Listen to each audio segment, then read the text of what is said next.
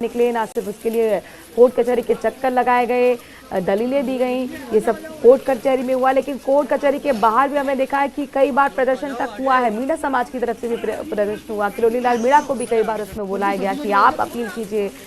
तो कुल मिलाकर आज का दिन उनके समर्थकों के लिए, उनके अपनों के लिए, उनके लिए बहुत बड़ा हो जाता है। लिहाजा देखिए, मीडिया का सिर्फ न जवाबड़ा है, चूंकि हर कोई जानना चाहेगा कि नरेश मीणा जब जेल से बाहर आ रहे हैं तो आखिरकार वो क्या प्रतिक्रिया देते हैं। हालांकि अपने दर्शकों को बता दें कि अब तक उन्होंने कुछ भी नहीं कहा है, नो रिएक्शन। अभी तक कोई भी रिएक्शन नरेश मीणा की तरफ से नहीं आया है। नरेश मीणा पहले भी विधायक रहे हैं। इस बार उन्होंने निर्दलीय ताल ठोकी थी और जब लोकसभा के चुनाव हो रहे थे, समरावता वो गांव था जहां पर साफ तौर पर गांव के लोगों ने कह दिया था कि इस बार हम वोट नहीं डालेंगे।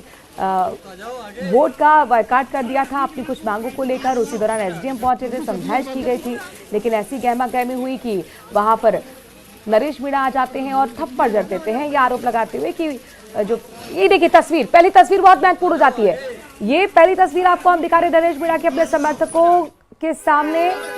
उन्होंने विंडो को डाउन किया है और उसके बाद शीशे को डाउन करने के बाद हाथ जोड़कर अभिवादन स्वीकार कर रहे हैं अपने समर्थकों का। नरेश मीणा विधायक रह चुके हैं, निर्दलीय। उन्होंने ताल ठोकी थी लोकसभा चुनाव में, जहां पर उन्होंने एसडीएम को थप्पड़ मार दिया था और इसी थप्पड़ कांड की गूंज कुछ ऐसी रही कि इस पे ना सिर्फ सियासत हुई, आगजनी हुई कि समरावता पूरी तरह से आग की लौ में भभकता रहा। पुलिस प्रशासन के हाथ पैर फूल गए थे, पत्थरबाजी तक हुई थी।